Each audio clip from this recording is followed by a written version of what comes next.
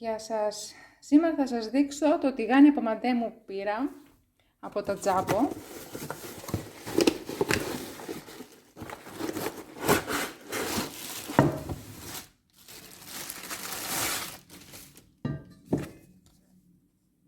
Εδώ έχει και τις οδηγίες.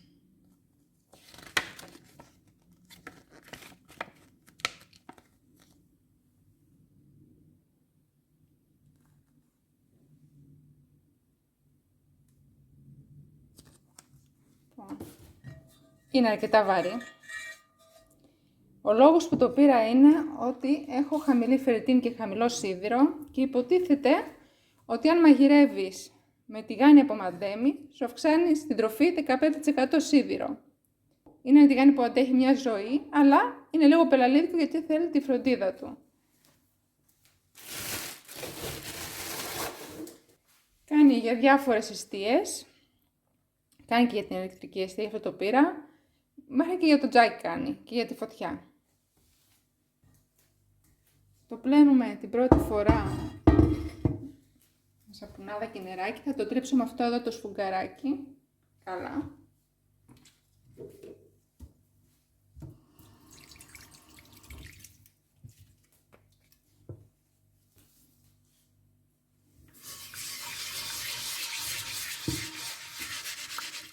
Θέλει λίγο τρίψιμο επειδή είναι η πρώτη φορά που θα το χρησιμοποιήσουμε.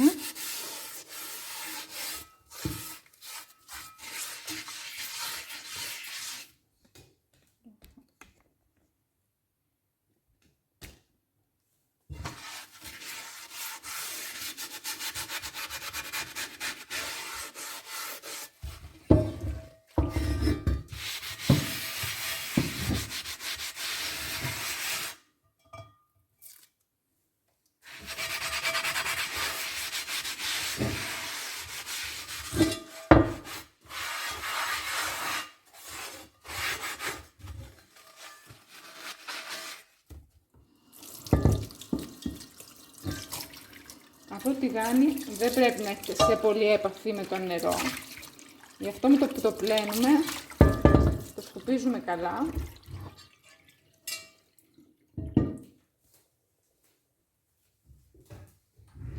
Θα χρησιμοποιήσω μια πετσέτα καλύτερα.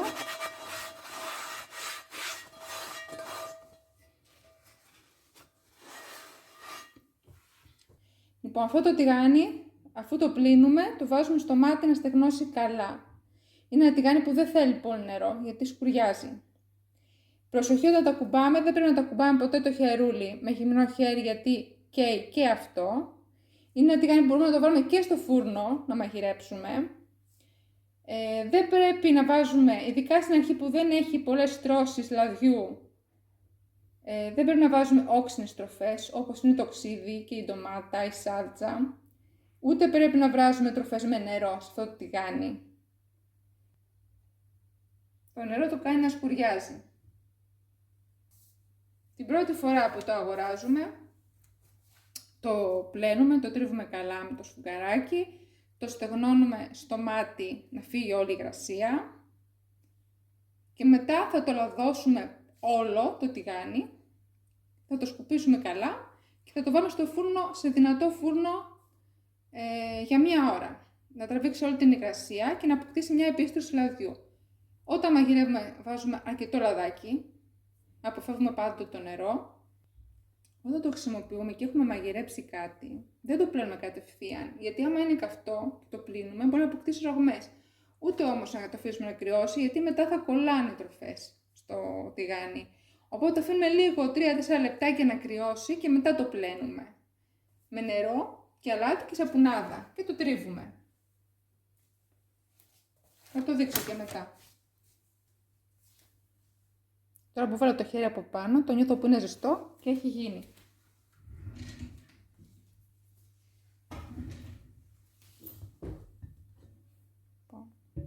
Βλέπετε πόσο καπνό έβγαλε.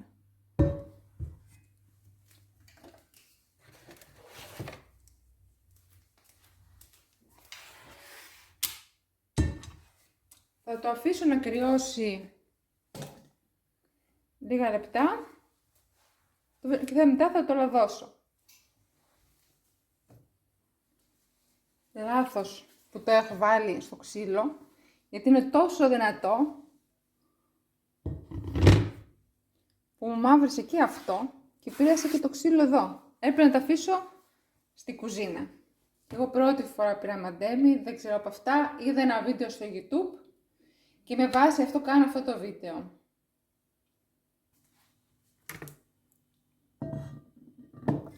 Χρειάστηκε κανένα 40 λεπτό για να κρυώσει το τηγάνι.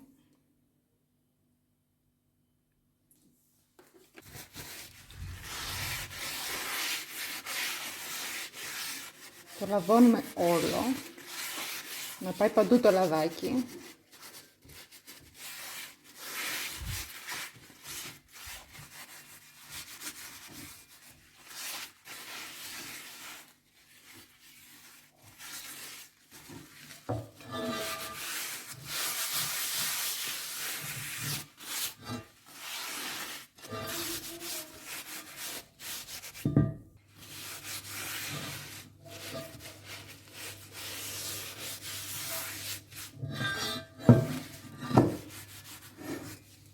Και αφού το λαδώσω, πρέπει να το σκουπίσω καλά. Έχει περάσει τώρα το λάδι στους σπόρους και πρέπει να το σκουπίσουμε καλά, να μην μείνει λάδι.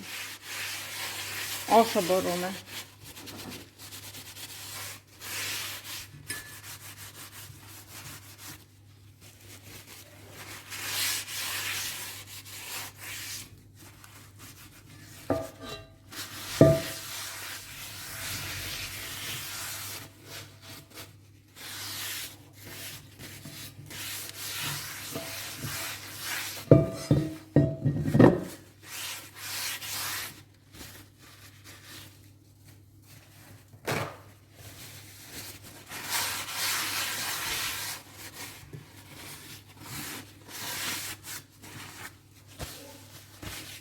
Και θα το βάλω σε πολύ δυνατό φούρνο, στο πιο δυνατό φούρνο μπορώ να το βάλω, για 1 ώρα ανάποδα.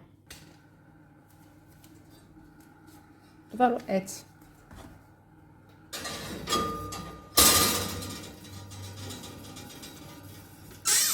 Για 1 ώριτσα. Μόλις κλείσω το φούρνο θα το αφήσω μέσα μέχρι να κρυώσει καλά.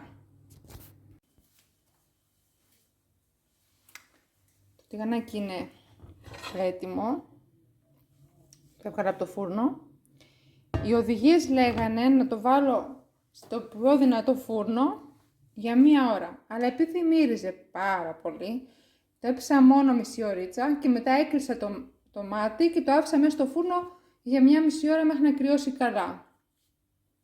Στις οδηγίες λένε να το έχουμε στους 200 βαθμούς και να το κάνουμε αυτό για 3-4 φορές. Τι κάνει, βγήκε μια χαρά. Τώρα είναι ακόμα ζεστό. Δεν το βλέπω να κολλάει. Αν είναι καφέ και αν κολλάει, σημαίνει ότι ο φούρνος δεν ήταν καλά ζεστός. Τώρα το τηγάνι μου είναι ζεστό από το φούρνο ακόμα. Αλλιώς, συνήθως θέλει 5 με 10 λεπτά για να ζεσταθεί το τηγάνι. Θέλει λίγο χρόνο να ζεσταθεί. Και μετά κρατάει πολύ καλά τη ζέστη το τηγάνι και αργεί να κρυώσει. Βάζουμε μπόλικο λάδι. Αυτό το τηγάνι θέλει μπόλικο λάδι. Μην ξεχνάτε πάντοτε με το γάντι, με μια πετσέτα, το χερουλάκι.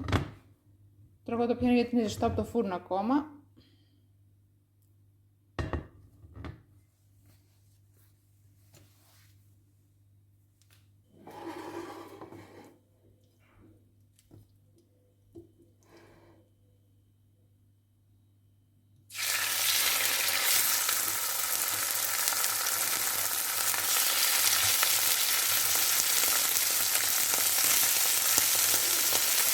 Ξεχάστηκα πάντοτε σε μέτρια με χαμηλή φωτιά, όχι σε δυνατή φωτιά. Εγώ ξεχάστηκα το βάλα δυνατό το μάτι. Λοιπόν, κανονικά το κρέας δεν το κουνάμε στο τηγάνι. Όταν είναι έτοιμο, ξεκολλάει από μόνο του. Αν δείτε ότι κολλάει, σημαίνει ότι δεν είναι έτοιμο.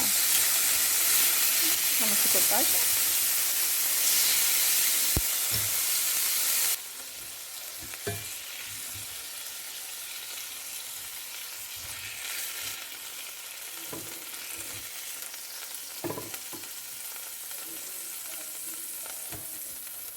τηγάνι το βάζουμε στην άκρη, δεν το σέρνουμε, το σηκώνουμε και το βάζουμε στην άκρη. Να το αφήσουμε να κρυώσει 5 λεπτά. Δεν πρέπει να κρυώσει τελείως, αλλά ούτε πρέπει να είναι καυτό για να το πλύνουμε. Γιατί αν είναι καυτό και το πάμε να το πλύνουμε, θα αποκτήσει ρογμές. Άρα δεν πρέπει να έχει κρυώσει, γιατί μετά θα κολλάνε τα υπολείμματα.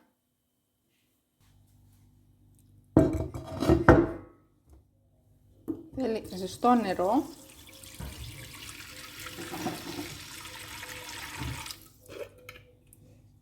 Μπόλικο αλάτι.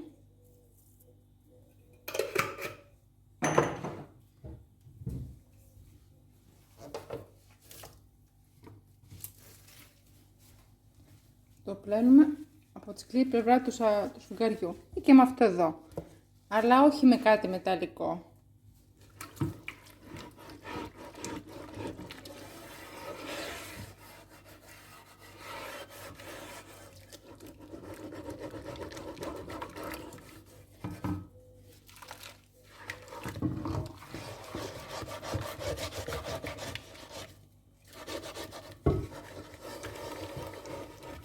Δυστυχώς κολλήσαν τα υπολείμματα.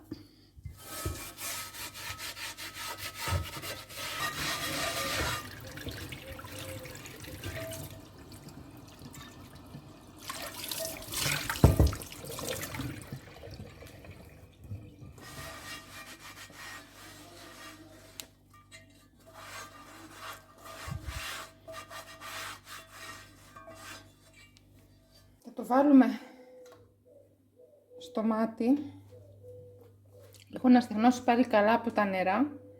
Θα το αφήσω πάλι να κρυώσει τουλάχιστον κανένα δεκάλεπτο και μετά θα του βάλω λαδάκι.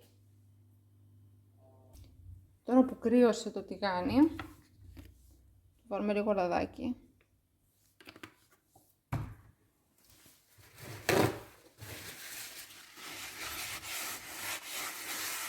Θα τα απλώσουμε μόνο στη μέσα πλευρά.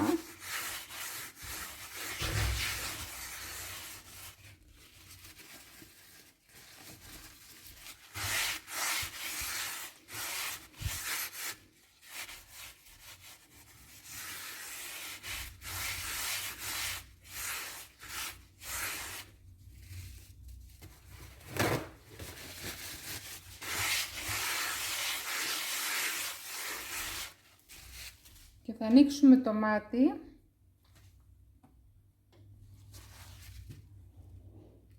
μέχρι να αρχίσει να βγάζει καπνούς. Μετά κλείνουμε το μάτι και το αφήνουμε να κρυώσει και είναι έτοιμο για την επόμενη φορά. Αυτό το στάδιο το κάνουμε κάθε φορά όταν πλένουμε το τηγάνι. Το ζεσταίνουμε να φύγει η υγρασία από το νερό και μόλις κρυώσει του βάζουμε το λαδάκι, το αφήνουμε μέχρι να βγάλει καπνούς, κλείνουμε το μάτι και το αφήνουμε να κρυώσει. Το χρησιμοποιούμε την επόμενη φορά. Και έτσι κάθε φορά πιάνει έξτρα στρώσεις από το λάδι και είναι ακόμα πιο καλό. Δεν χρησιμοποιούμε σύρμα γιατί χαλάει την επίστρωση και δεν χρησιμοποιούμε και όξινες στροφές. Όπως είναι η σάλτσα, όπως είναι το ξύδι, όπως είναι το λεμόνι. Σάλτσα μετά από πολλές φορές που θα το χρησιμοποιήσουμε μπορούμε να προσθέσουμε λίγο σάλτσα. Και δεν χρησιμοποιούμε νερό. Δεν βράζουμε νερό στο τηγάνι αυτό. Όλα αυτά τα κάνουμε σε μέτρια προς χαμηλή φωτιά. Δεν ξέρω αν φαίνεται στην κάμερα. Έχει αρχίσει να βγάζει καπνούς. Κλείσω το μάτι και θα το αφήσω να κρυώσει.